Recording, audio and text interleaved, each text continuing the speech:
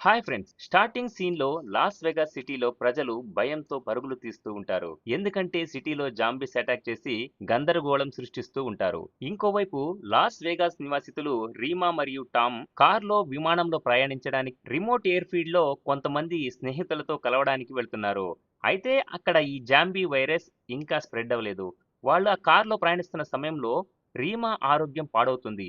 ఆమె వాంతి చేసుకుంటుంది. కాబట్టి టామ్ కార్ ఆపేస్తాడు. అయితే వాళ్ళు కార్ టైర్‌లో మట్టి ఇరుక్కుపోతుంది. టామ్ నీ వల్లే ఇలా జరిగింది అని రీమాని బ్లేమ్ చేస్తాడు. ఇద్దరూ ఆ విషయంలో గొడవ పడుతూ ఉండగా సిటీ వైపు నుంచి ఒక వ్యక్తి నడుచుకుంటూ వస్తూ కనిపిస్తాడు. అతను కొంచెం దగ్గరికి వచ్చేసరికి ఆ వ్యక్తి జాంబీ అని వాళ్ళకి అర్థమవుతుంది. టామ్ వెంటనే గన్ కోసం కార్ దగ్గరికి వెళ్తాడు. గన్ తీసుకుని వచ్చే సమయంలో అతని మొబైల్ అక్కడే పడిపోతుంది. టామ్ వెంటనే గన్‌తో ఇన్ఫెక్ట్ అయిన వ్యక్తిని షూట్ చేస్తాడు. అప్పుడు ఆ జాంబీ అక్కడికక్కడే పడిపోతాడు. వాళ్ళిద్దరూ అతడు చనిపోయాడు అనుకుని హ్యాపీగా ఫీల్ అవుతారు. అయితే టామ్ సరిగ్గా షూట్ చేయకపోవడం వల్ల ఆ వ్యక్తి మళ్ళీ లేచి నిలబడతాడు. టామ్ బుల్లెట్స్ అన్ని ఆ జాంబీని షూట్ చేయడానికి ఉపయోగిస్తాడు. అయినా ఎటువంటి ఉపయోగం లేదు. అతను తన దగ్గరికి రావడం చూసి ఇద్దరూ వెంటనే కారులోకి వెళ్లి కూర్చుంటారు. రీమా హెల్ప్ కోసం ఎవరికైనా కాల్ చేయమని చెప్తుంది. అయితే టామ్ ఫోన్ కార్ బయటే పడిపోయింది. కాబట్టి వాళ్ళు చేసేదేమీ లేక ఆ జాంబీ వెళ్లిపోయే వరకు ఎదురు చూస్తూ ఉంటారు. అయితే సాయంత్రమైనా కూడా ఆ జాంబీ అక్కడి నుంచి వెళ్ళదు. చీకటి పడిన తర్వాత ఆ జాంబీ కనిపించదు. అప్పుడు వాళ్ళు కార్ దిగి మొబైల్ ఫోన్ తీసుకురావాలని డిసైడ్ అవుతారు. కొంచెం సేపు తర్వాత రీమాకి ఫోన్ దొరుకుతుంది. అయితే ఈలోగా వెనక వైపు నుంచి ఆ జాంబీ వచ్చి టామ్ని కొరికి చంపేస్తుంది. అది చూసి రీమా భయపడి కారులోకి వెళ్లి తనకు అవసరమైన వస్తువులు తీసుకుని అక్కడి నుంచి పారిపోతుంది. ఉదయాన్నే ఆమె జిమ్మీకి కాల్ చేసి తను రావడానికి ఇంకా కొంత సమయం పడుతుందని చెప్తుంది. అతను వీలైనంత తొందరగా రమ్మని చెప్పి ఫోన్ పెట్టేస్తాడు. తర్వాత రీమా అక్కడి నుంచి ముందుకు స్టార్ట్ అవుతుంది. ఆమె కారులో వెళ్తుంటే అంత ఎక్కువ సమయం పట్టదు, కానీ ఆమె ఫోన్లో లొకేషన్ ఆన్ చేసుకుని షార్ట్ కట్లో బయలుదేరుతుంది. ఆమె బ్యాగ్లో చాలా వరకు అవసరమైన వస్తువులు, ఆహార పదార్థాలు ఉన్నాయి కాబట్టి ఆమె చాలా సులభంగా ఈ ప్రయాణంలో ముందుకు సాగవచ్చు. అదే ధైర్యంతో ఆమె ముందుకు వెళ్తుంది. అలా కొంచెం దూరం వెళ్ళిన తర్వాత ఆమె అలిసిపోతుంది. చీకటి పడిన తర్వాత ఆమె ఒక దగ్గర రెస్ట్ తీసుకోవడానికి ఆగుతుంది. అప్పుడు ఆమె తన కొడుకు గురించి ఆలోచిస్తుంది. ఆమె కొడుకు తన సిస్టర్ దగ్గర ఉంటాడు. ఈలోగా జాంబీ అక్కడికి వచ్చి ఆమె మీద అటాక్ చేస్తాడు. అయితే ఆమె విల్ పవర్‌తో తప్పించుకొని ఒక ఎత్తైన బండరాయి మీద ఎక్కుతుంది. రాత్రంతా ఆమె దాని మీదే ఉంటుంది. ఎందుకంటే జాంబీ ఆ బండరాయి ఎక్కలేడు కాబట్టి. ఉదయాన్నే ఆమె లేచేసరికి జాంబీ వెళ్ళిపోయాడు అనుకుంటుంది. కానీ ఆ జాంబీ వెళ్ళిపోదు. అప్పటికీ అక్కడే ఆమె కోసం ఎదురు చూస్తూ ఉంటాడు. ఆమె ఓ చిన్న కర్రతో ఆ జాంబీని భయపెట్టే ప్రయత్నం చేస్తుంది. కానీ ఆ జాంబీ ఏమాత్రం భయపడడు. ఆమె తన వస్తువులను తీసుకొని అక్కడ నుంచి పారిపోతూ ఉంటుంది. అయితే ఆ జాంబీ కూడా ఆమెని ఫాలో చేస్తూ ఉంటాడు. ఆమె చాలా వేగంగా ఎయిర్ ఫీల్డ్ వైపు వెళుతూ ఉంటుంది. కొంత దూరం వెళ్ళిన తర్వాత ఆమె అలసిపోతుంది. మధ్య దారిలో ఆమెకి ఒక క్యాబిన్ కనిపిస్తుంది. ఆమె అక్కడే ఉండి రెస్ట్ తీసుకోవాలి అనుకుంటుంది. ఆమె కొంచెం సేపు అక్కడ రెస్ట్ తీసుకున్న తర్వాత ఆ జాంబీ అక్కడికి రావడం చూసి ఆమె బాత్రూంలో ఉన్న టబ్‌లో దాక్కొని ఉంటుంది. జాంబీకి రీమా ఎక్కడా కనిపించకపోవడంతో ఇంకో రూమ్‌లోకి వెళ్తాడు. ఈ అవకాశాన్ని ఉపయోగించుకొని ఆమె కిటికీ నుంచి దూకి అక్కడి నుంచి పారిపోతుంది. కొంచెం దూరం వెళ్ళిన తర్వాత ఆమె వెనక్కి తిరిగి చూస్తుంది. ఆ జాంబీ ఇప్పుడు కూడా ఆమెని ఫాలో చేస్తూ ఉంటాడు.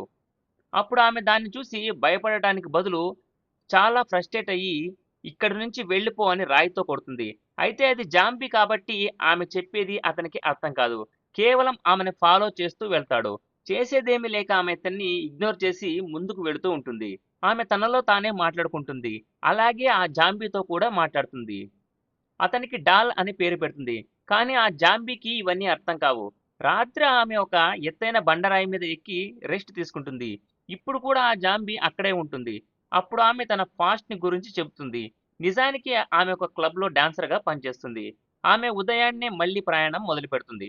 అయితే అప్పుడు రీమా తన వైపు ఇసుక తుఫాను రావడం గమనిస్తుంది. ఆమె తప్పించుకోవడానికి అక్కడ నుంచి పారిపోయే ప్రయత్నం చేస్తుంది. అయినా కూడా ఆ ఇసుక తుఫాన్‌కి జాంబీ, రీమా ఇద్దరూ దొరికిపోతారు. ఆమెకి స్పృహ వచ్చేసరికి ఆమె బ్యాగ్ గాని, జాంబీ గాని కనిపించరు. ఇసుక తుఫాన్ వల్ల ఆమె బ్యాగ్ పోగొట్టుకుంటుంది. అప్పుడే ఆమెకి అక్కడ ఒక హైవే రోడ్డు కనిపిస్తుంది.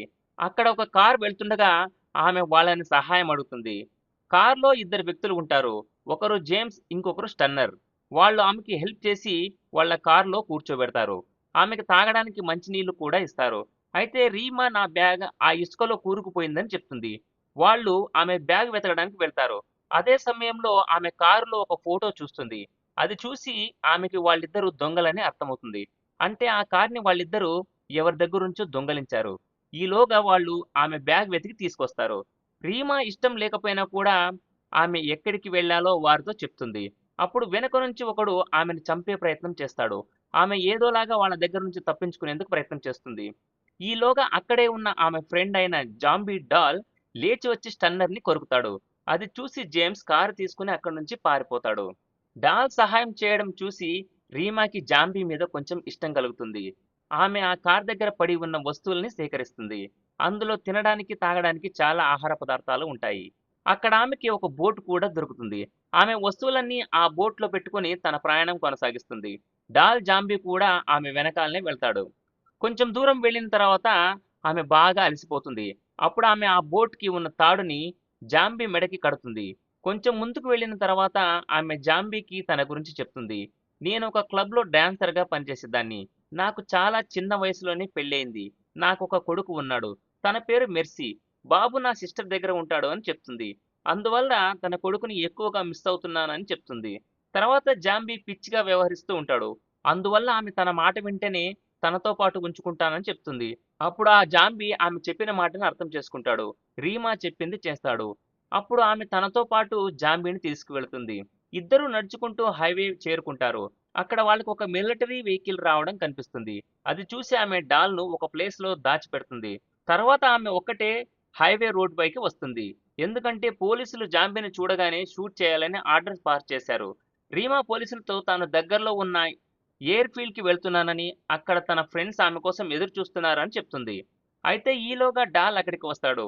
ఆమె అతన్ని అక్కడి నుంచి వెళ్ళిపోమని చెప్తుంది. ఆ జాంబీ అక్కడి నుంచి వెళ్ళడు. ఈలోగా ఒక సోల్జర్ ఆ జాంబీని షూట్ చేస్తాడు. జాంబీ అప్పుడు ఇంకా ప్రమాదకరంగా మారిపోతాడు. అది చూసిన పోలీసులు భయపడి అక్కడి నుంచి పారిపోతారు. అదే సమయంలో జాంబీ ఆమె చేతికి ఉన్న ఒక వేలుని కొరికేస్తాడు. అప్పుడు ఆమె ఇన్ఫెక్షన్ సోకకుండా ఉండడానికి తన వేలుని కట్ చేసుకుంటుంది. తర్వాత ఆమె జాంబీని బోట్లో కూర్చోబెట్టి ముందుకు వెళుతుంది. ఎందుకంటే ఇప్పుడు ఎయిర్ ఫీల్డ్ ఆమెకి కొంచెం దూరంలోనే ఉంటుంది. కానీ డాల్ పరిస్థితి చాలా విషమంగా ఉంటుంది. అందువల్ల అతను ఇంకా ఎక్కువ బాధపడడం చూడలేక ఆమె అతన్ని అక్కడే చంపేసి వెళ్తుంది. తర్వాత ఆమె ఎయిర్ ఫీల్డ్‌కి వెళ్లి తన ఫ్రెండ్స్‌ని కలుస్తుంది. ఆమె మెక్సికోకి వెళ్ళక ముందే తన కొడుకుతో మాట్లాడాలి అనుకుంటుంది. అందుకోసం ఆమె తన సిస్టర్‌కి కాల్ చేస్తుంది. ఆ ఫోన్ ఆమె కొడుకు రిసీవ్ చేస్తాడు. ఇక్కడ జాంబీస్ అటాక్ చేశారని, చాలా రోజుల నుంచి తను ఒంటరిగా ఉన్నానని చెప్తాడు. దాన్ని బట్టి ఆమె తన సిస్టర్ చనిపోయిందని, తన కొడుకు ఒంటరిగా ఉన్నాడని అర్థం చేసుకుంటుంది. తర్వాత ఆమె తన ఫ్రెండ్స్‌తో మెక్సికో రావడం లేదని, తన కొడుకు కోసం వెనక్కి తిరిగి వెళ్తున్నానని చెప్తుంది. ఆమె ఫ్రెండ్స్ అందరూ ఆమెను వదిలేసి మెక్సికో వెళ్ళిపోతారు. రీమా కూడా తిరిగి కొడుకు దగ్గరికి వెళ్ళడానికి కార్ దగ్గరికి వెళ్తుంది. ఆ కార్ కీస్ కోసం ఆమె చాలా జాంబీస్‌తో ఫైట్ చేయాల్సి వస్తుంది. ఆమె ఏదోలాగా వాటితో ఫైట్ చేసి ఆ కీస్ తీసుకొని తన సిస్టర్ ఇంటికి వెళ్తుంది. ఆమె అక్కడికి వెళ్ళేసరికి తన సిస్టర్, ఆమె హస్బెండ్ ఇద్దరూ చనిపోయి ఉంటారు. ఆమె కొడుకు ఒక ప్లేస్‌లో దాక్కుని ఉంటాడు. అక్కడ చాలా జాంబీస్ ఉంటాయి. రీమా ఏదోలాగా ధైర్యం చేసి జాంబీలతో ఫైట్ చేసి తన కొడుకుని కాపాడుకుంటుంది. ఈ సీన్‌తోనే ఈ స్టోరీ ఎండ్ అవుతుంది. ఇది ఫ్రెండ్స్ ఇవాల్టి స్టోరీ. ఇలాంటి మరిన్ని ఇంట్రెస్టింగ్ స్టోరీల కోసం మన ఛానల్‌ని సబ్స్క్రైబ్ చేయండి. Thanks for watching.